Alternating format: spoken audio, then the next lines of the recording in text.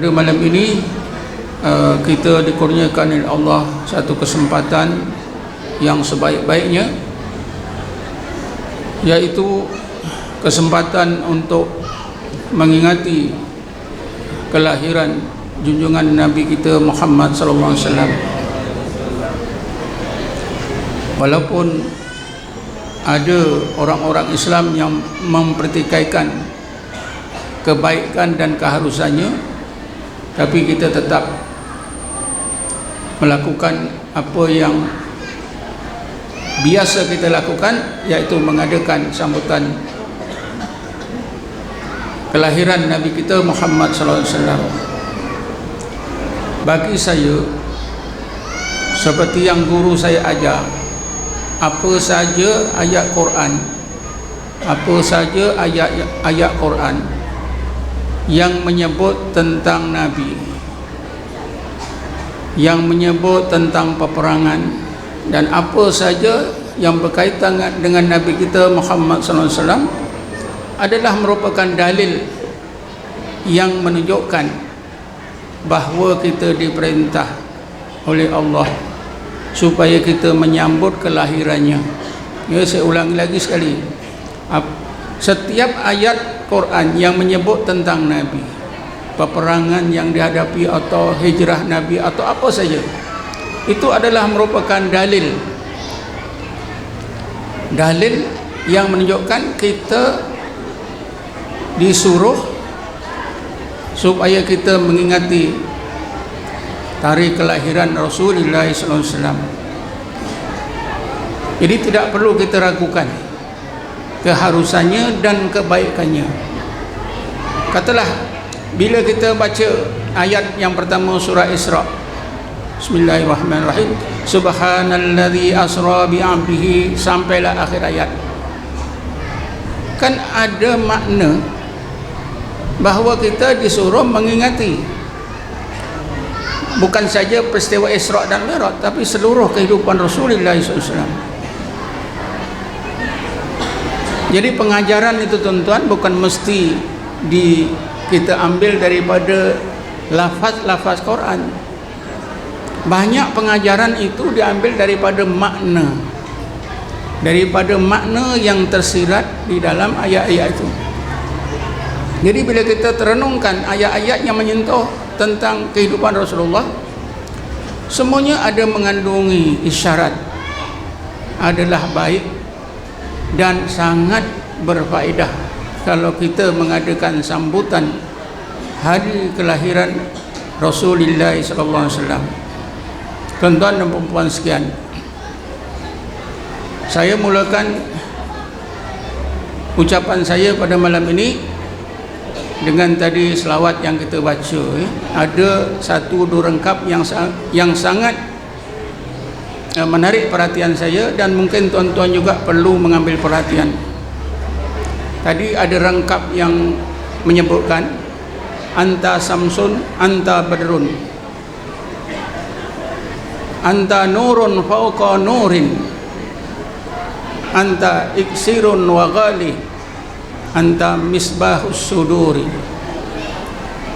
Kita baca dan kita nyanyikan, kita lakukan, sebaik-baiknya kita tahu maksudnya. Nabi kita Muhammad sallallahu alaihi wasallam itu diibaratkan seperti matahari. Matahari sangat perlu untuk kita. Begitu juga bulan, badrun, anta samsun, anta badrun. Jadi Nabi Muhammad itu dalam hubungan kehidupan kita di dunia, apatah lagi di akhirat, sangat penting, seperti pentingnya matahari dan bulan. Tak perlulah saya nak urai. Lalu disebutkan anta nurun fauqa nurin. Maknanya dari segi bahasa, engkau ya Muhammad adalah nur di atas nur. Apa makna nur di atas nur ni tuan-tuan? Nur yang pertama itu adalah Nabi Muhammad sendiri. Nur yang kedua itu adalah wahyu daripada Allah Subhanahu wa taala. Karena Nabi Muhammad SAW sebenarnya berdasarkan kepada hadis dan juga ayat Quran, Nabi Muhammad itu adalah nur. Allah Subhanahu wa taala berfirman, bismillahirrahmanirrahim, qad ja'akum minallahi nurun wa kitabun mubin. Sesungguhnya telah datang kepada kamu nurun, satu nur. Semua ahli tafsir menafsirkan nur di sini ialah Nabi kita Muhammad sallallahu alaihi wasallam. Wa kitabun mubin, sebuah kitab yang nyata kebenarannya, iaitu Quran. Sebab itulah disebutkan anta nurun fawqa nurin. Jadi Nabi Muhammad itu sendiri sudah nur. Ada sebuah hadis yang diriwayatkan oleh Syekh Abdul Razak. Syekh Abdul Razak ni seorang perawi hadis yang terkenal. Meninggal dunia tahun 165 Hijrah. Macam sezaman lah dengan Imam Abu Hanifah yang meninggal dunia tahun 150 Hijrah. Ada sebuah hadis yang diriwayatkan oleh beliau Syekh Abdul Razak yang menyebutkan di mana Rasulullah SAW bersabda, awalu ma khalaqallah nura nabiyyika min nurihi ya Jabir. Wahai Jabir, awal-awal Allah jadikan makhluk ialah nur nabimu daripada nurnya, wahai Jabir. Ayat ini selalu disalahpahamkan oleh orang yang tidak memahami sebenar-benar maksud ayat ini. Allah Subhanahu wa taala menurut hadis tadi adalah merupakan makhluk pertama dijadikan oleh Allah. Nur Nabi Muhammad itu mula-mula dijadikan oleh Allah Subhanahu wa taala. Daripada apa? Min nurihi, bukanlah daripada zat Allah. Min nurihi itu artinya daripada nur yang Allah jadikan. Ada seorang ahli hadis, Syekh Ajaluni. Syekh Ajaluni ini dia ada menulis sebuah kitab yang bernama Kasful Khifa atau Kasful Khafa. Dalam kitab ini beliau menerangkan apa yang dimaksudkan min nurihi adalah min nurin khalaqahullah, yang bermakna mula-mula Allah jadikan nur. Daripada nur inilah Allah jadikan mula-mula nur Nabi Muhammad sallallahu alaihi wasallam. Jadi sama dalam hadis, sama seperti dalam Quran, bahawa Nabi Muhammad itu adalah nur. Sebab itulah anta nurun fawqa nurin. Nur yang kedua itu ialah wahyu daripada Allah Subhanahu wa ta'ala. Jadi kerana itu tuan-tuan, Nabi Muhammad ini bukan sebarang manusia. Jangan dianggap Nabi Muhammad itu macam kita atau macam manusia lain. Memang kejadian Nabi itu seperti manusia, seperti yang ditegaskan oleh Allah dalam Quran. Tapi manusia yang sangat istimewa, sangat luar biasa.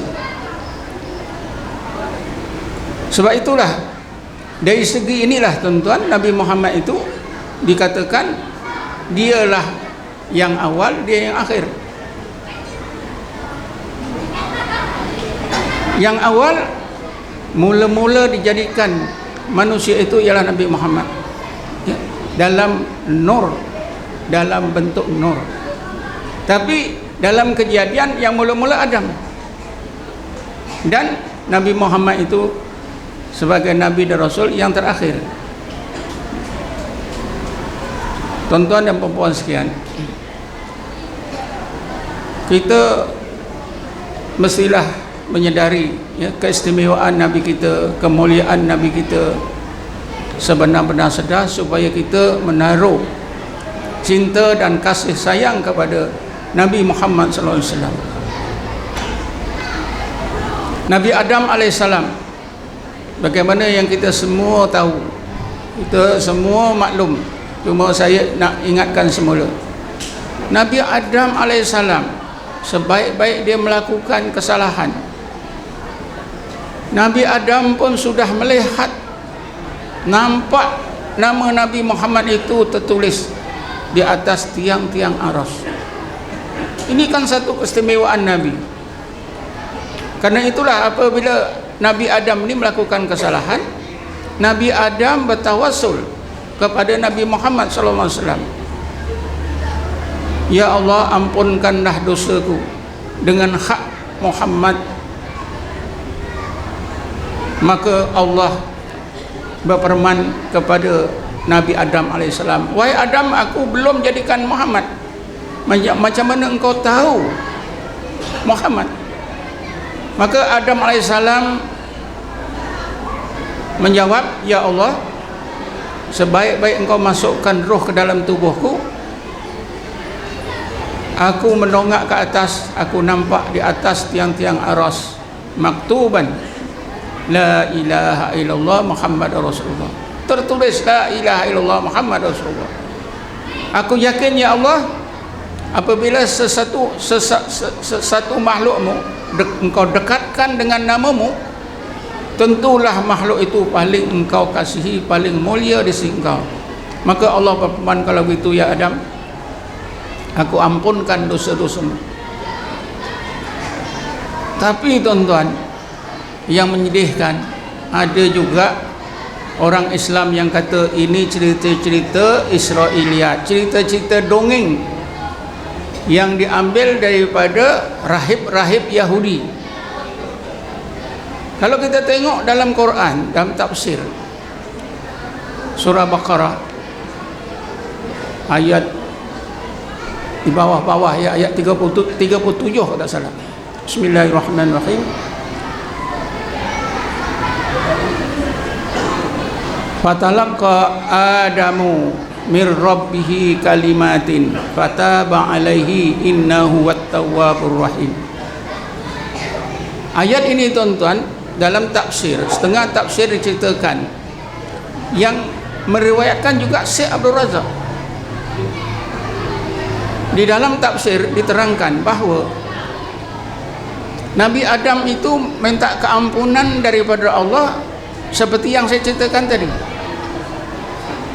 Karena itulah maka Allah segera ampunkan dosa-dosa Adam AS. Padahal masa itu entah berapa juta tahun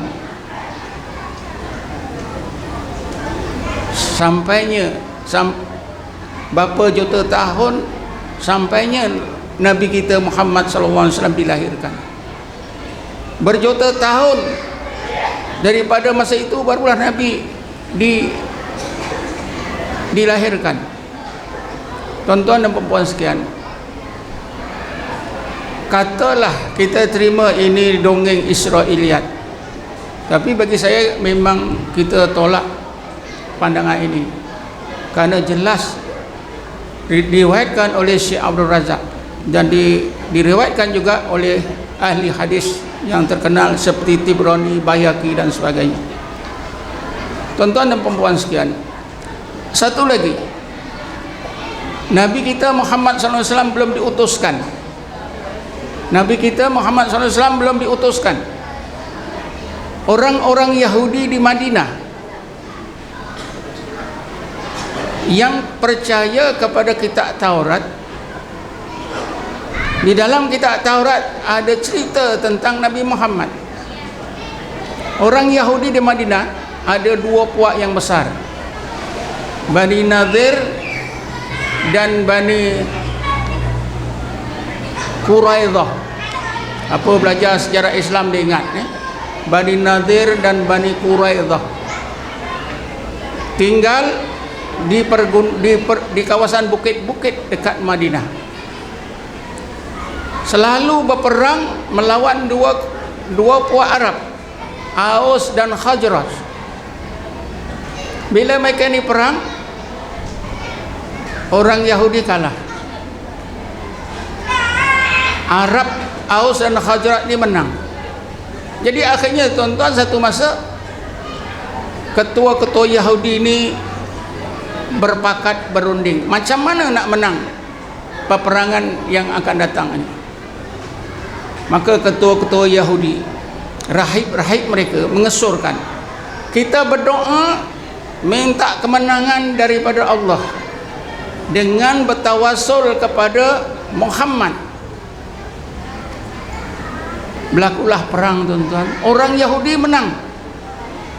Tapi Yahudi pada masa itu Yahudi yang memang Islam, ikut benar-benar syariat Nabi Musa AS. Dalam surah Baqarah ada disebutkan, Bismillahirrahmanirrahim, walamma jaa kitabun min indillah musaddiqun lima ma'hum wa kanu min qablu yastabtihuna 'alal ladzina kafaru falamma jaa ma arafu kafaru bih falaknatullahi 'alal kafirin. Maka apabila datang sebuah kitab daripada Allah, yaitu Quran, yang membenarkan kitab yang ada di kalangan mereka, yaitu kitab Taurat, dan orang-orang Yahudi itu sebelum dilahirkan Nabi Muhammad telah minta dengan berdoa kepada Allah, tawassul kepada Nabi Muhammad supaya Allah menangkan dalam peperangan. Mereka dimenangkan oleh Allah. Tetapi apabila benar-benar Nabi Muhammad dilahirkan, diutuskan sebagaimana yang mereka tahu, orang-orang Yahudi itu kafaru bih, kufur, mengingkarkan kebenaran Nabi Muhammad. Dulu Islam karena mengikut agama yang dibawa oleh Nabi Musa. Bila mereka menolak Nabi Muhammad, mereka disebut oleh Allah kafaru bih, mereka jadi kafir. Falaknatullah 'alal kafirin. Jadi tuan-tuan, orang-orang Yahudi ini belum Nabi Muhammad diutus, tahu rahsia kebaikan Nabi Muhammad SAW. Mereka berdoa supaya Allah menangkan dengan bertawassul kepada Nabi, ya Allah menangkanlah kami dengan hak Muhammad. Allah menangkan. Jadi takkanlah ini juga Israiliyat. Ada ayatnya, ayat 89 surah Baqarah 189 ke 89 ya, ayat 89 surah Al-Baqarah. Tuan-tuan dan puan sekalian, jadi Nabi Muhammad ini adalah manusia yang sangat luar biasa. Dia sebagai Nabi dan Rasul kita yang mesti kita kasihi supaya benar-benar dapat manfaat dalam kehidupan kita dunia dan akhirat. Tadi dalam selawat tadi pun ada disebutkan, man ra'a wajhaka yas'ad, siapa yang melihat wajahmu maka orang itu jadi bahagia. Kita melihat Nabi itu tuan-tuan, sahabat melihat Nabi Muhammad ya, terus ingat Allah, dengar kata-kata Nabi, bertambah ilmu, tengok kelakuan Nabi, hati sahabat itu gemar kepada akhirat. Sebab itulah Rasulullah SAW bersabda, la yadkhulun nara man ra'ani, tidak akan masuk ke neraka orang yang beriman yang melihat aku. Sahabat-sahabat yang nampak Nabi itu tak akan masuk ke neraka, tapi beriman.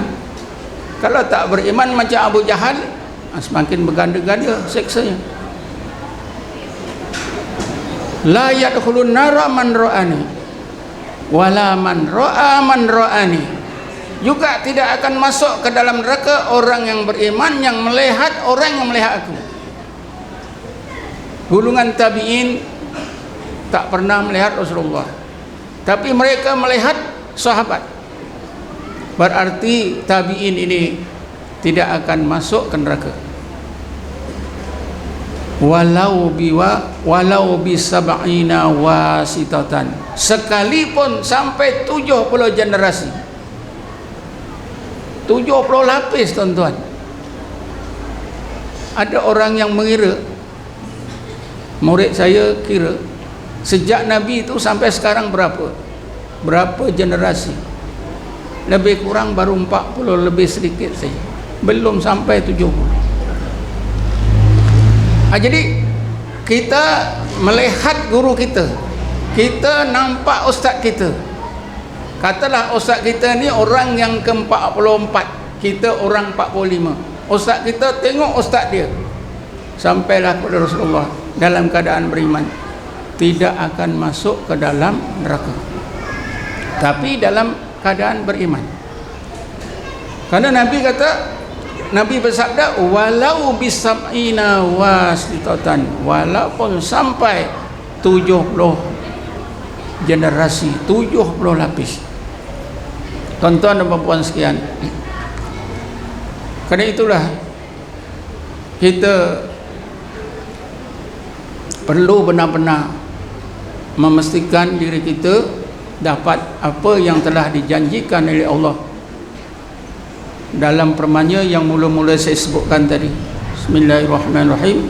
Laqad kana lakum fi rasulillahi uswatun hasanatun liman kana yarjullaha wa yaumal akhir wa dzakarallaha katsiran.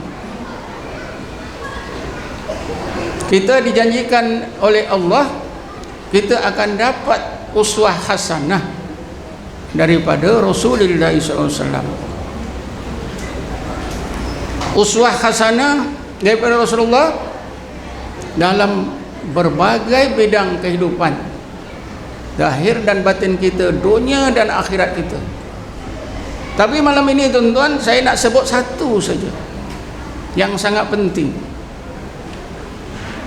Nabi Muhammad SAW digelarkan oleh Allah sebagai hamba-Nya dalam ayat yang pertama surah Isra. Bismillahirrahmanirrahim. Subhanalladzi asra bi 'abdihi. Maha suci Allah yang mengisrakan hamba-Nya. Kita tak boleh jadi nabi dan rasul, karena Nabi Muhammad itu adalah nabi dan rasul yang akhir. Di Selangor ada tuan-tuan Nabi Melayu. 2 minggu lepas saya jumpa di penjara Kajang, umurnya 65 tahun. Saya tanya, Haji, macam mana Haji boleh mengaku sebagai Rasul Melayu ni? Dia kata dia baca ayat Quran. Siapa yang mengajar Haji? Tak ada siapa, saya angan-angan sendiri.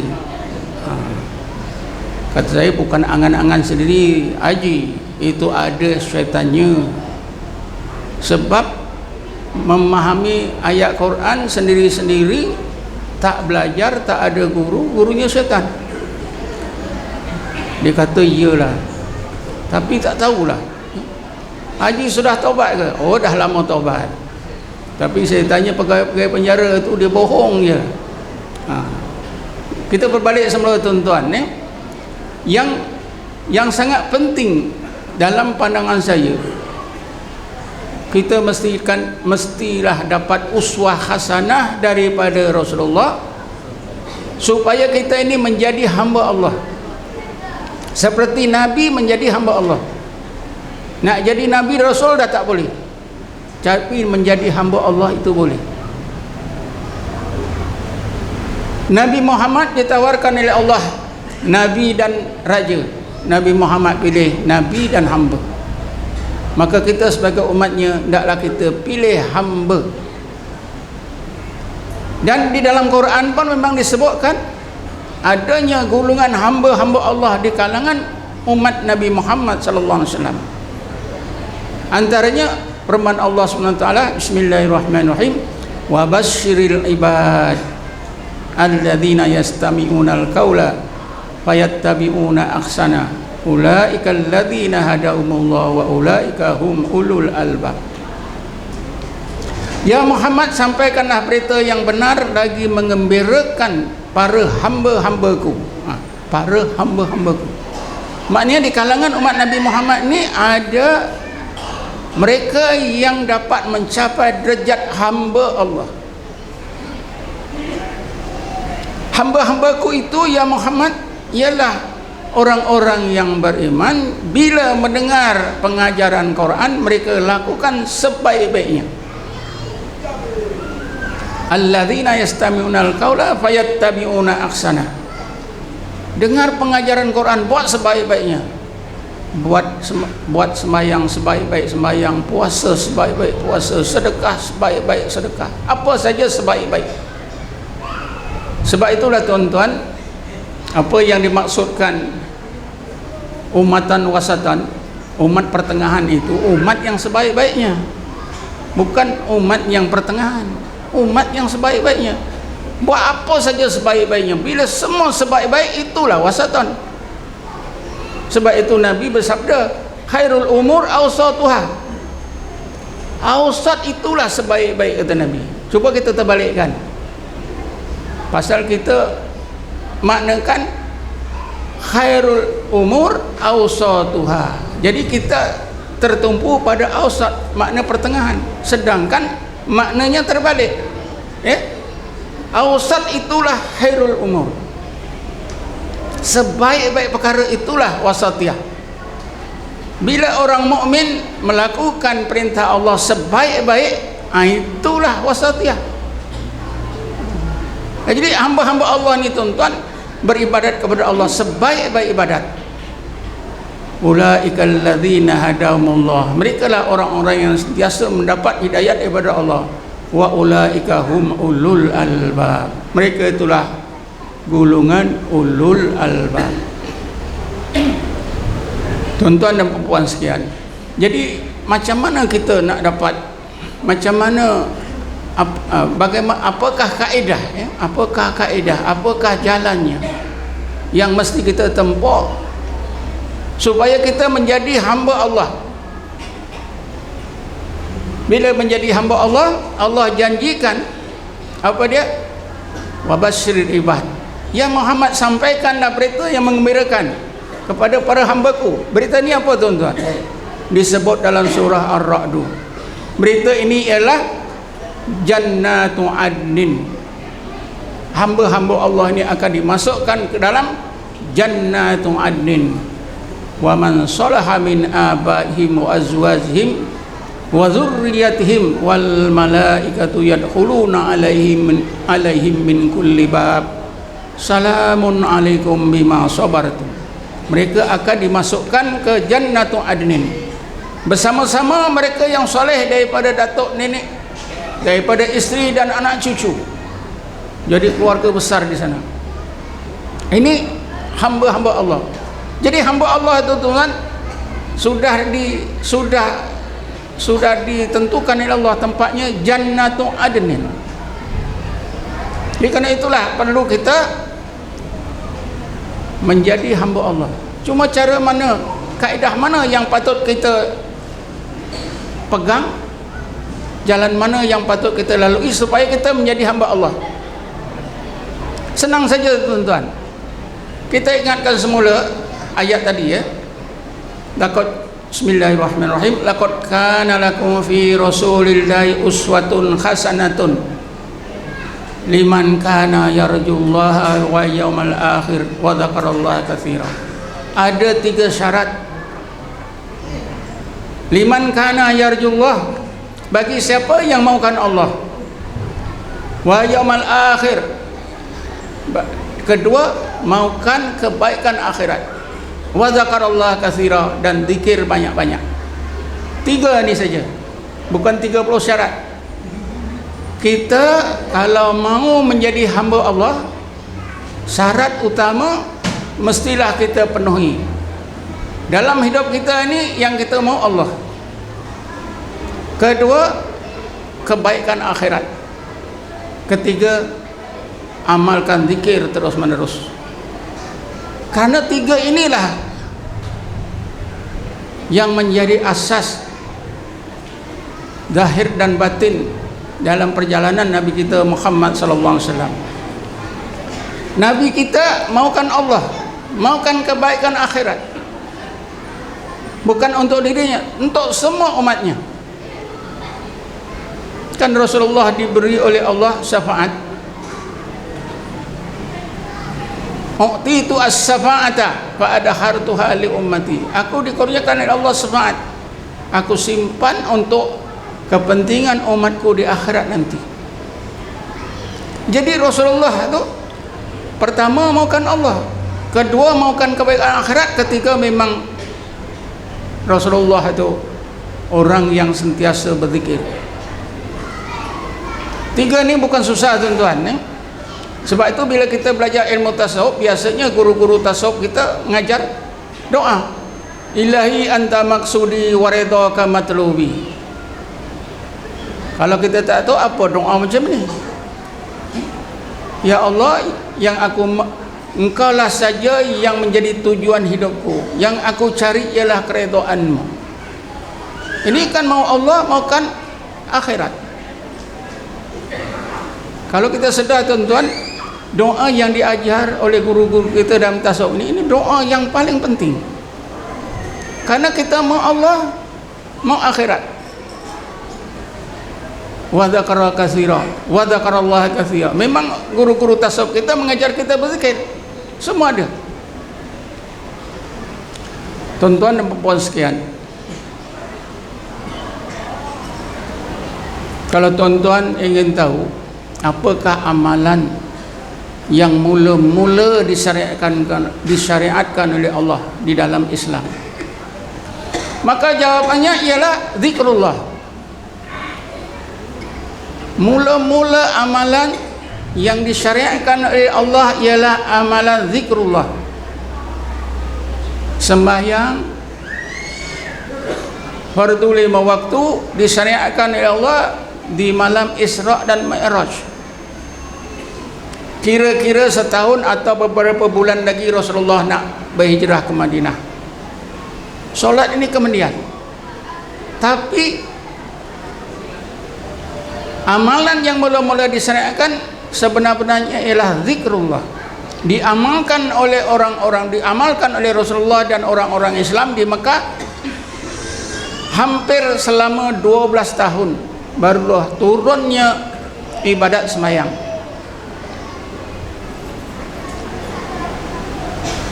Marilah kita tuan-tuan tengok kerana ini memperingati kelahiran Rasulullah, maka sangat eloklah dan bertepatanlah kalau kita segarkan, ingatkan kita apakah amalan yang mula-mula Allah syariatkan, Allah sampaikan kepada Nabi Muhammad. Jawabnya tadilah zikir dan tafakur.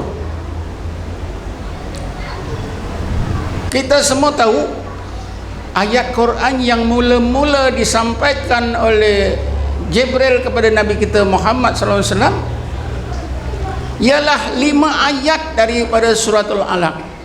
5 ayat daripada suratul Alaq. Bismillahirrahmanirrahim. Iqra bismi rabbikal ladzi khalaq, khalaqal insana min 'alaq. Iqra wa rabbukal akramul ladzi 'allama bil qalam, 'allamal insana ma lam ya'lam. Ini saja tuan-tuan. Kita boleh cakap ke? Senangnya Jibril datang ajar Nabi 5 ayat, Nabi pun hafal, Jibril pun pergi. Kejap saja. Boleh kata gitu tuan-tuan. Jibril datang kali pertama menemui Nabi, ketika itu Nabi berada di Gua Hira atas Jabal Nur. Mungkin tuan-tuan sudah naik ke Jabal Nur ni, sudah masuk ke Gua Hira. Saya sudah 2 kali. Ketika saya berumur 61 dan 65 tahun. tahun 2001 dan 2005 saya masuk ke Gua Hira 2 kali. Pada masa Nabi di Gua Hira itulah didatangi oleh Jibril, disampaikan 5 ayat ini. Nabi kesusahan, Nabi kepayahan, Nabi menghadapi masalah, tuan-tuan. Bukan seperti yang kita sangka, Allah 5, Nabi cerdik tentu sekejap je hafal. Bukan, tuan-tuan. Semua kita tahu kalau kita baca hadis dalam Sahih Muslim. Bila Jibril menyampaikan 5 ayat ini, dalam hadis Rasulullah menyebutkan ma'ana bi qari'in. Aku bukanlah orang yang boleh membaca apa yang diperintah itu. Nabi disuruh Iqra bismi rabbikal ladzi khalaq, sampailah ayat yang kelima. Nabi jawab ma'ana biqari'in. Ini kan masalah, tuan-tuan. Jibril sebagai guru ajar muridnya kata tak tahu baca. Takkanlah Jibril kalau tak tahu nantilah aku datang balik. Engkau hafalkan, aku datang balik. Ini sebenarnya, tuan-tuan, kalau orang-orang sufi ada menghuraikan kenapa Nabi menyebut ma'ana biqari'in. Kalau 5 ayat ini Nabi dengar saja pun Nabi boleh hafal. Sebab Nabi umur dah 40 tahun. Nabi orangnya cerdik, ingatannya kuat. Kita saja dengar 2-3 kali pun boleh hafal. Tapi kenapa Nabi menghadapi masalah? Ini setengah orang sufi. Nabi sebenarnya tak tahu apa yang, macam mana nak buat apa yang Allah maksudkan dalam ayat ini, terutamanya ayat pertama dengan ayat yang ketiga, Iqra bismi rabbikal ladzi khalaq. Ayat yang ketiga Iqra wa rabbukal akram. Nabi tak tahu nak buat, karena baru inilah disampaikan apa yang dimaksudkan. Nabi tak boleh nak buat. Jadi apa yang berlaku, tuan-tuan? Dalam hadis itu disebutkan fa akhadani faqattani, maka Jibril pun pegang aku dan dakap aku. Setengah ustaz, setengah guru berkata, maka Jibril pun pegang aku, dakap aku dan kelubungkan aku. Hatta balagha minni al-juhdu, sehingga Jibril rasa aku bersungguh-sungguh melakukan apa yang diperintah. Fa arsalani, maka Jibril lepaskan aku. Maknanya, tuan-tuan, Jibril mengajar Nabi apa yang dimaksudkan oleh Allah dalam ayat yang pertama dan ayat ketiga. Seorang ahli tafsir yang bernama Syekh Nikmatullah, dalam kitab tafsirnya Fawatihul Ghaibiyah, ada setengah penyelidik mengatakan Fawatihul Ghaibiyah ini adalah kitab tafsir yang disusun oleh Syekh Abdul Qadir Al-Jilani. Tapi apa yang ada dalam tangan saya, Fawatihul Ghaibiyah ni ialah karangan Syekh Nikmatullah. Syekh Nikmatullah dia menegaskan bahawa ayat yang pertama dan ayat ketiga ini bermaksud supaya Rasulullah SAW berzikir dengan menyebut-nyebut nama-nama Allah yang maha agung dan sempurna, sehingga betul-betul menghidupkan hati Nabi.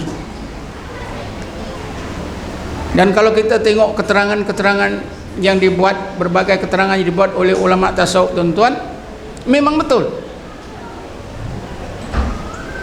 Nabi disuruh berzikir, menyebut nama Allah sambil mentafakkurkan sifat Allah khaliqu kulli syai'in. Iqra bismi rabbikal ladzi khalaq. Daripada khalaq itulah timbulnya sifat Allah khaliqu kulli syai'in.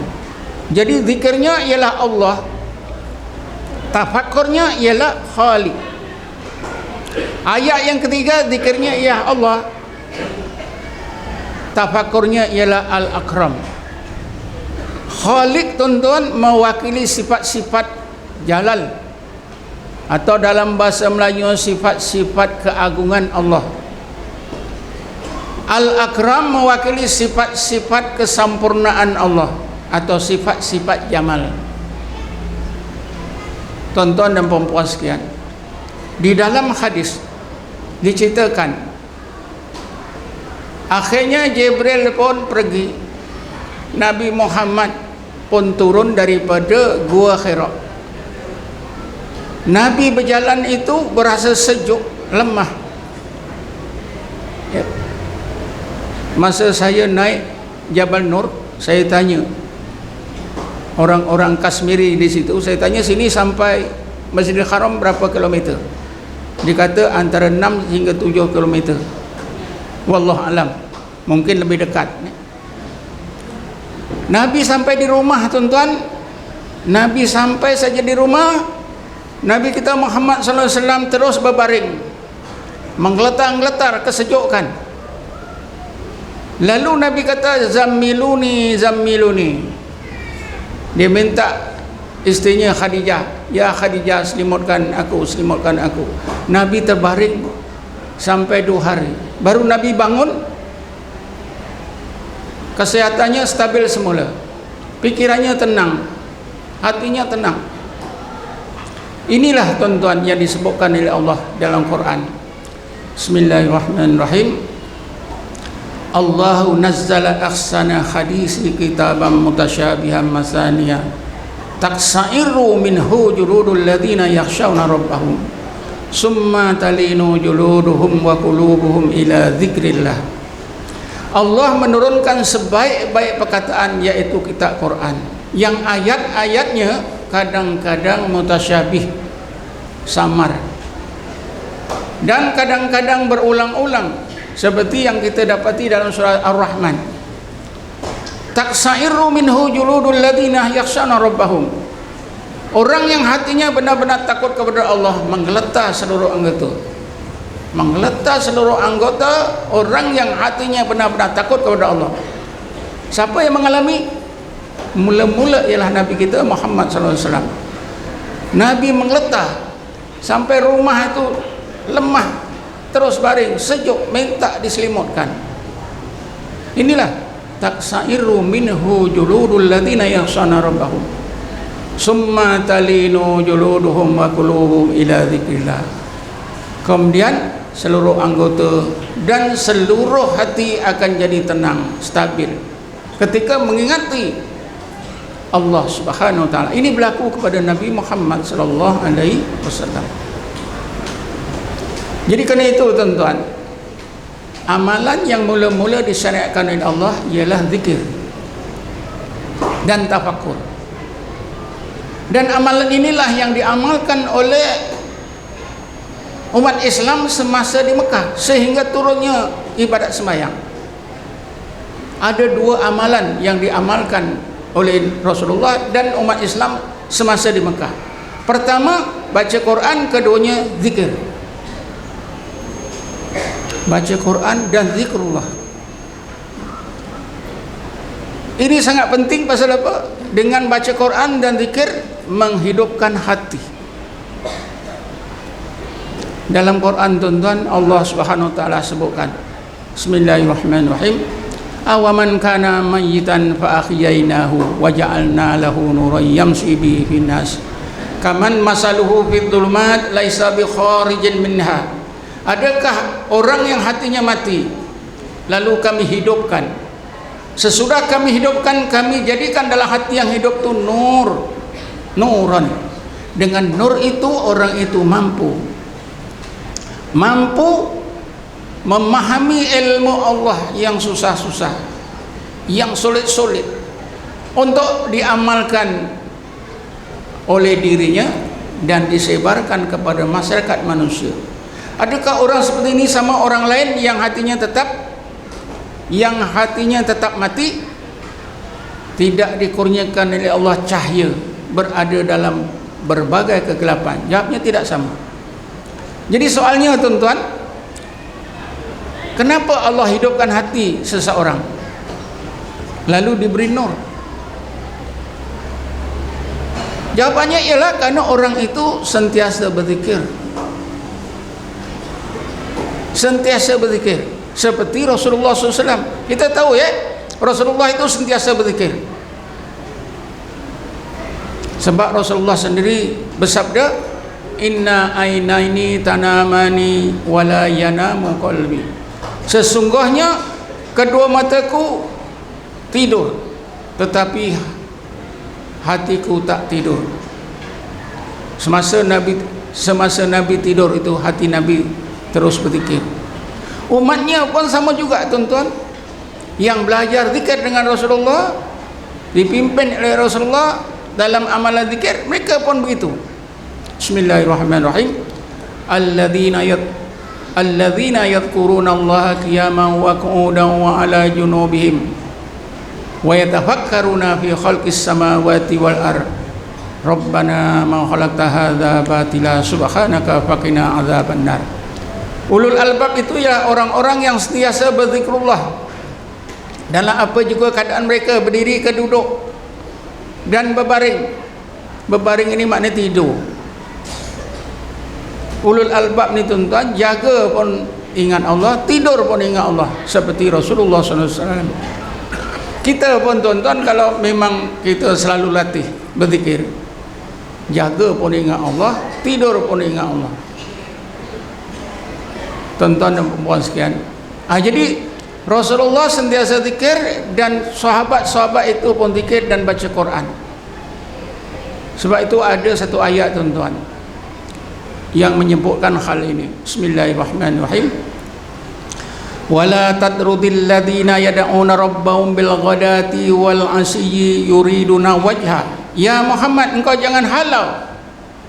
Engkau jangan halau sahabatmu, orang-orang yang beriman yang bersamamu, seperti yang dikehendaki oleh ketua-ketua Quraisy. Mereka itu sepanjang siang dan malam mengingati Allah. Yang mereka mau ialah Allah, yuriduna wajha.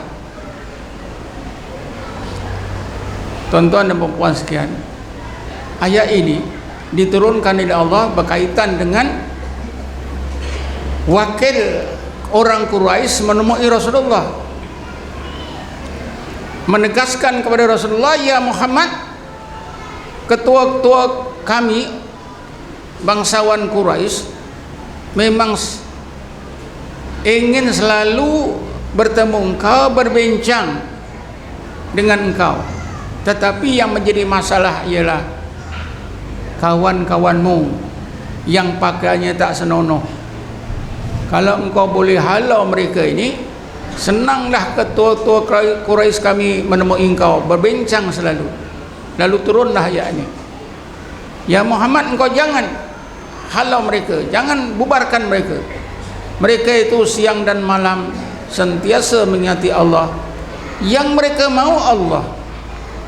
Coba kita tengok tuan-tuan, sahabat-sahabat zaman Mekah ni berzikir, zikir terus. Apa yang mereka mau? Allah. Bila berzikir dan mau Allah, tentulah mereka mau akhirat. Sebab itulah tuan-tuan, bila diturunkan kewajipan semayang dan ibadat puasa kemudian tidak jadi masalah, kerana iman mereka menjadi sebaik beriman. Karena zikir dan baca Quran itu tuan-tuan menjadikan hati itu khusyuk. Satu masa tuan-tuan, sahabat-sahabat ni kurang berzikir dan kurang baca Quran, maka turunlah ayat Bismillahirrahmanirrahim. Alam ya'ni lil ladzina amanu an tahsha'a qulubuhum li dzikrillah wa ma nazala minal haq wala yakunu kalladzina utul kitaba min qablu fatala aymul amanu faqassat qulubuhum fakatsirum minhum fasiqun. Adakah orang-orang yang beriman itu memikirkan masa belum sampai lagi untuk mengkhusukkan hati bagi berzikrullah dan membaca Quran? Janganlah mereka menjadi seperti orang Yahudi, diberi kitab Taurat, mereka tidak amal, mereka tidak baca, berlalu masa yang panjang, hati mereka jadi keras. Kebanyakan mereka menjadi orang-orang melakukan dosa besar, menjadi orang-orang yang fasik. Teguran Allah Subhanahu wa taala ini karena sahabat-sahabat kurang sedikit saja berzikir, kurang sedikit saja membaca Quran, dapat teguran daripada Allah Subhanahu wa taala. Jadi tuan-tuan dan puan-puan sekalian, kita berbalik semula tadi. Kita ingin menjadi hamba Allah seperti Nabi menjadi hamba Allah, dan kita memang diberi peluang, memang diberi peluang oleh Allah untuk menjadi hamba Allah. Bukan semua orang yang beriman itu menjadi hamba Allah, tuan-tuan. Sebahagian orang yang beriman itu menjadi hamba Allah. Mereka yang digelarkan hamba Allah itu ialah orang-orang yang hampir kepada Allah. Kalau kita tengok di dalam Quran, dalam surah Al-Waqi'ah, orang yang beriman itu, tuan-tuan, terbagi pada dua golongan: Ashabul Maimanah dan Al-Muqarrabun. Bismillahirrahmanirrahim. Wa kuntum azwajan salasah fa ashabul maimanah ma ashabul maimanah wa ashabul mas'amah ma ashabul mas'amah was-sabiqun as-sabiqun ulaikal muqarrabun. Kamu di akhirat nanti, wahai manusia, terbagi kepada tiga golongan yang berbeza. Yang pertama, fa ashabul maimanah ma ashabul maimanah. Golongan sebelah kanan, alangkah bahagianya orang-orang yang berada dalam golongan sebelah kanan. Fa ashabul mas'amah ma ashabul mas'amah. Kedua golongan sebelah kiri, alangkah cilakanya mereka yang berada dalam golongan sebelah kiri. Ini orang kafir, ya. Bismillahirrahmanirrahim. Walladzina kafaru awliya'umut taghutu yukhrijuna minan nuri ila dhulumat ulaika ashabun nar hum fiha khalidun. Dan orang-orang kafir itu pelindung-pelindung mereka, pengurus mereka ialah taghut, sembahan-sembahan mereka yang lain daripada Allah, mengeluarkan mereka daripada cahaya kebenaran kepada kegelapan keburukan. Ya, jadi ashabul mas'amah ni, golongan sebelah kiri ni orang kafir. Tapi ada satu lagi orang mukmin, ya. Bismillahirrahmanirrahim. As-sabiqun as-sabiqun ulaikal muqarrabun. Golongan muqarrabun, orang mukmin yang istimewa, muqarrabun. Jadi orang mukmin, tuan-tuan, berdasarkan ayat-ayat ini terbagi kepada dua golongan. Ashabul maimanah, golongan sebelah kanan bakal masuk surga. Yang kedua, muqarrabun fi jannatin na'im sullatu minal awwalin wa qalilun minal akhirin. Jadi hamba-hamba Allah ni, tuan-tuan, termasuk dalam golongan muqarrabun. Apa bezanya, tuan-tuan? Apa beza antara ashabul maimanah dengan muqarrabun? Bedanya satu saja. Satu, bukan 100, satu saja. Ashabul maimanah ni ada dua ciri. Yang pertama beriman, kedua beramal soleh. Siapa ada iman, ada beramal soleh, insya-Allah jadi ashabul maimanah. Tetapi, tuan-tuan, muqarrabun ni ada satu lagi. Allah Subhanahu wa taala berfirman, bismillahirrahmanirrahim, wa yahdi ilaihi man anab alladzina amanu wa tatma'innu qulubuhum bidzikrillah ala bi dzikrillahi tatmainnul qulub. Kalau ada iman, ada amal soleh, mereka ini dinamakan taib. At-taibu minadz dzambi kama la dzambalah. Rasulullah bersabda, orang yang bertobat daripada dosa seperti tak ada dosa. Tapi orang muqarrabun ini yang ada satu lagi sudah disebut oleh Allah munib. Wa yahdi ilahi man anab, daripada anab ni dah jadi munib. Taibun orang yang bertobat, munibun orang yang bertobat juga. Tapi ada beza tobat antara taib dengan munib, ada beza. Taib ini tuan-tuan bertobat dari dosa-dosa yang zahir. Dosa-dosa yang zahir Allah ampunkan. Tapi dosa-dosa yang batin ni perlu melakukan anabah, jadi orang yang munib. Sebab itu taubat itu ada 3 peringkat. Taubatun ini untuk orang ashabul maimanah tadi.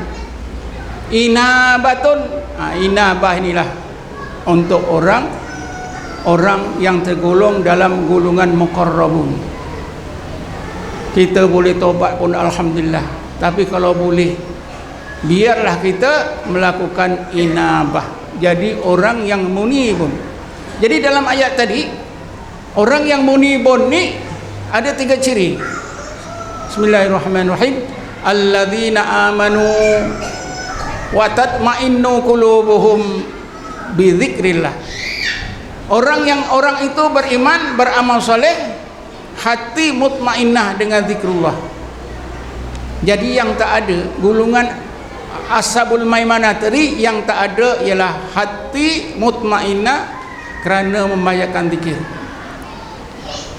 Satu je. Dan zikir ni bukan susah tuan-tuan. Zikir ni amalan yang paling mudah. Ashaluha kata Sayyidina Ali. Ashaluha alal ibad. Paling mudah diamalkan oleh hamba-hamba Allah. Rasulullah pun ada menyebutkan zikir ini paling mudah. Nampaknya paling mudah, tapi nak diamalkan, bila nak diamalkan paling berat. Nampak ringan, zikir saja. Macam tadi saya bawa 100, la ilaha illallah, mudah ya. Tapi nak berzikir itu bukan mudah tuan-tuan ya. Pak Imam pun fikir-fikir ya. Jadi nanti jemaah nak baliklah, tak payahlah zikir. Macam-macam. Tapi tadi saya tengok ramai, ini peluang ajak orang ramai zikir. 100 je. Kalau saya buat 1000, agak saya ada yang balik tadi.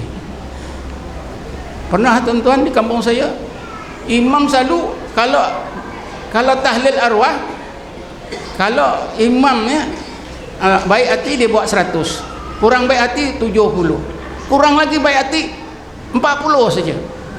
Sekali ada keluarga saya meninggal, saya tak ada. Saya pesan ustaz yang bawa itu, ustaz bawa 1000 ni tuan-tuan hampir setengah jam. Kelesah orang ya. 1000 kelesahlah orang. Tapi kalau kita tengok TV tuan-tuan, 1 jam pun rasa tak cukup ni. Zikir ni kalau kita biasa 1000 tu 20 minit saja ya. Apalah 20 minit ni. Jadi kita berbalik semula ya. Golongan muqarrabun itu ada 3 ciri. Beriman, beramal soleh, hati mereka membanyakkan zikir sehingga hati mereka ini mutmainnah. Satu lagi saja tuan-tuan. Malam ni ya. Mudah-mudahan ya, syafaat Nabi Muhammad kita menyambut kelahirannya. Mudah-mudahan tuan-tuan banyakkanlah zikir. Bukan susah. La ilaha illallah, la ilaha illallah, la ilaha. Takdirnya besok kita meninggal, anak cucu kita ikut mazhab Wahhabi. Ya. Ini tak sampai ni tahlil untuk arwah. Orang kampung kita semua ikut Wahhabi. Kalau kita buat hari-hari tuan-tuan, ya, lepas semayang itu 100, 5 waktu 500. Kali saja berapa ribu. Kalau semua orang kita meninggal, semua orang kampung tak buat tahlil buat apa? Kita sudah ada simpanan tahlil. Betul tak? Jadi tuan-tuan dan puan-puan sekian, orang muqarrabun itu orang yang beriman, beramal saleh, membanyakkan zikir sehingga hati mutmainnah. Bila hati dan sudah mutmainnah tuan-tuan, baru layak jadi hamba Allah. Apa dalilnya? Bismillahirrahmanirrahim. Ya ayyatuhan nafsul mutmainnah, irji'i ila rabbiki radiyatan mardiyah, fadkhuli fi ibadi, fadkhuli jannati. Wahai jiwa, wahai hati, wahai roh yang mutmainnah karena zikir tadi. Wa tatma'innu qulubuhum bi dzikrillah. Wahai roh, wahai hati, wahai jiwa yang mutmainnah karena zikir tadi. Irji'i ila rabbiki radiyatan mardiyah. Kembalilah kamu menghadap, musyahadah, mengenal Tuhan kamu Allah seperti dulu sebelum masuk ke tubuh, dalam keadaan redha dan diridhai. Fadkhuli fi ibadi, masuklah dalam kumpulan hamba-hambaku. Kalau kita tidak berzikir sampai mutmainnah, kita tak dapat jemputan daripada Allah. Ya, irji'i ila rabbiki radiyatan mardiyah, fadkhuli fi ibadi. Satu saja tuan-tuan, iman ada, amal saleh ada, salah satu je. Banyakkan zikir, mudah-mudahan Allah jadikan hati kita mutmainnah. Allah akan sampaikan jemputan. Ya ayyatuhan nafsul mutmainnah, irji'i ila rabbiki radiyatan mardiyah, fadkhuli fi ibadi, fadkhuli jannati. Sayang kalau kita tidak ambil tahu, kita tak peduli, Allah zikir buat apa? Zikir tak wajib. Bagi saya, kalau nak jadi orang muqarrabun wajib. Kalau tak mau jadi muqarrabun, ashabul maimanah, insya-Allah saya cukuplah ustaz. Kerana manusia ini macam-macam tuan-tuan. Dalam kitab disebutkan, Ibnu Khaldun menyebutkan, ada jenis orang beriman ni dia mau surga saja, tak kiralah tepi sekali pun tak apa rumah dia, asal surga, jangan neraka. Ibnu Khaldun kata pelik manusia ni. Tak apalah ya Allah, aku engkau bagilah rumah tepi sekali, asal surga, jangan neraka. Ini kata Ibnu Khaldun, orang yang macam ini dia beribadat dinamakan mujahadah takwa. Mujahadah takwa ni asal lepas neraka masuk surga, tak kira mana-mana. Memang ada tuan-tuan, ada orang beriman ni kata Ibnu Khaldun mau surga yang terbaik. Orang seperti ini kata Ibnu Khaldun mujahadah istiqomah, yang selalu kita dengar istiqomah. Inilah mau surga tapi surga yang terbaik. Ada orang yang beribadat dia mau Allah saja. Inilah orang yang beribadat dan membanyakkan zikir sehingga hati jadi mutmainnah. Tapi kata Ibnu Khaldun mesti ada guru.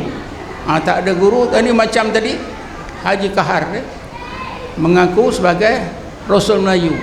Dia kata dia suka baca Quran, dia tengok terjemahannya, dia jumpa satu ayat yang berbunyi, bermaksud ya tiap-tiap kaum itu ada Rasul. Jadi dia terfikirlah, orang Melayu ni tak ada Rasul lagi, kan lebih baik aku jadi Rasul. Pasal tak ada guru lah ni. Dia terfikir, terangan-angan dia layak, pasal dia selalu baca Quran. Dia dapat ilham, dia kata aku ini layak menjadi Rasul Melayu. Dalam penjara itu pun dia kempen tuan-tuan. Orang Nabi itu Rasul untuk orang Arab. Kita faham ke Quran tu. Kita bahasa Melayu, mesti Rasul kita orang Melayu yang pandai cakap Melayu. Betul juga ya. Jadi tuan-tuan, kita nak berzikir itu, nak jadi muqarrabun tu, kata Ibnu Khaldun, mesti ada guru. Tak ada guru tidak boleh. Dan guru ini pun Rasulullah sudah sebutkan. Kenapa satu masa sahabat bertanya, karena sahabat bimbang tuan-tuan, kalau Rasulullah meninggal, siapalah orang yang diharap jadi siapakah orang yang boleh diharap memimpin mereka, menjadi guru mereka? Maka sahabat bertanya, ya Rasulullah, man khairu julasaina? Ya Rasulullah, siapakah orang alim yang sebaik-baiknya kita jadikan guru, yang selalu kita dampingi? Karena apa? Takdirnya Rasulullah meninggal, sudah ada panduan. Lalu Rasulullah menjawab, khairu julasaikum man dzakarakumullah ru'yatuhu wa zada mantikuhu wa zada ilmukum mantikuhu wa gharrabakum fil akhirati amalu. Sebaik-baik orang alim yang kamu jadikan guru ialah orang alim yang bila kamu tengok, kamu ingat Allah. Dengar kata-katanya, bertambah ilmu kamu. Tengok amal perbuatannya, kamu gemar kepada akhirat. Rasulullah ini ada 3 tuan-tuan. Itu yang saya sebutkan tadi. Sahabat tengok Rasulullah, ingat Allah. Ya? Sayyidina Umar itu tengok Rasulullah setelah dia Islam, hatinya itu berubah 360 derajat. Daripada gelap terus terang. Ya? Terus ingat Allah, tak pernah luntur. Ya? Dengar kata-kata Nabi, bertambah ilmu. Tengok amal ibadatnya, akhlaknya, menggemarkan hati kita kepada akhirat. Guru seperti inilah yang kita nak cari.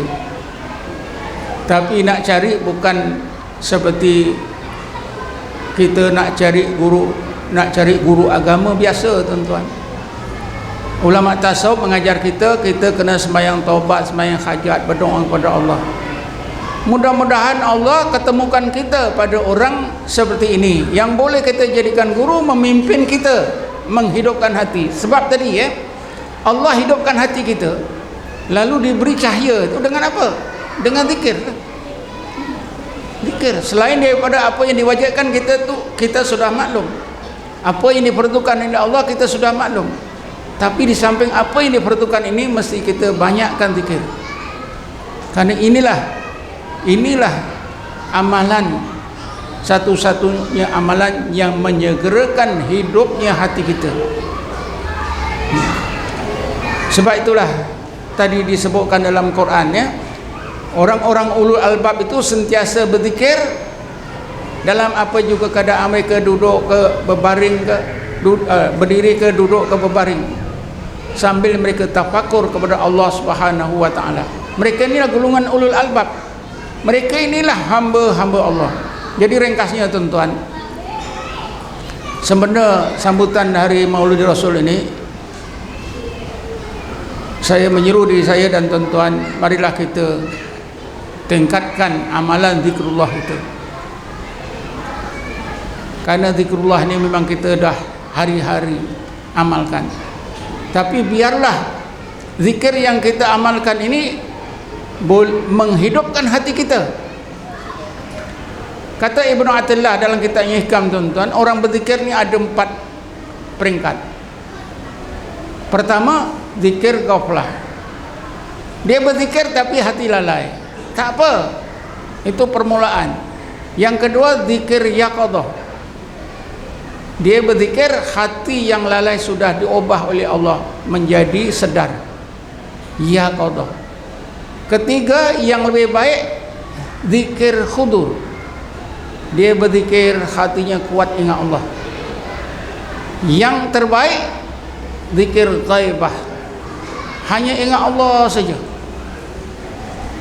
Ibnu Athaillah dia kata dalam kitabnya Hikam, Bismillahirrahmanirrahim, la tatrukiz dzikra li adami khudurika ma'allah fihi li anna ghaflaka fi adami dzikri asyaddu alaika fi dzikrihi fa asa an yarfa'aka min dzikrin ma'a ghaflatin ila dzikrin ma'a yaqadatin wa min dzikrin ma'a yaqadatin ila dzikrin ma'a khudurin wa min dzikrin ma'a khudurin ila dzikrin ma'a ghaibatin amma siwal madhkur fama dzalika 'ala Allah bi aziz.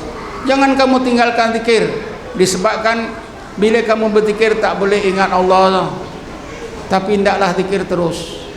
Mudah-mudahan bila kamu zikir terus, Allah akan tingkatkan zikir kamu daripada zikir ghaflah kepada zikir yaqadah, zikir sadar, daripada zikir yaqadah kepada zikir khudur, ingat kepada Allah, dan daripada zikir khudur kepada zikir ghaibah, ghaib yang lain daripada Allah. Ini ada 4 nih. Tapi tadi yang saya sebutkan tadi, seelok-eloknya ada guru. Dan yang ke-9 ni alhamdulillah, memang sinilah tempat orang berzikir. 3 orang mufti, Datuk siapa tu, Mat Said, Ahmad Mat Said, dan sampai Datuk Martadah Haji Ahmad, semuanya ahli zikir. Memang untung betul. Dan satu-satu negeri di Malaysia ini yang ada enactment tentang tarekat dan tasawuf ialah negeri 9, menjadi kebanggaan seluruh umat Islam, menjadi contoh.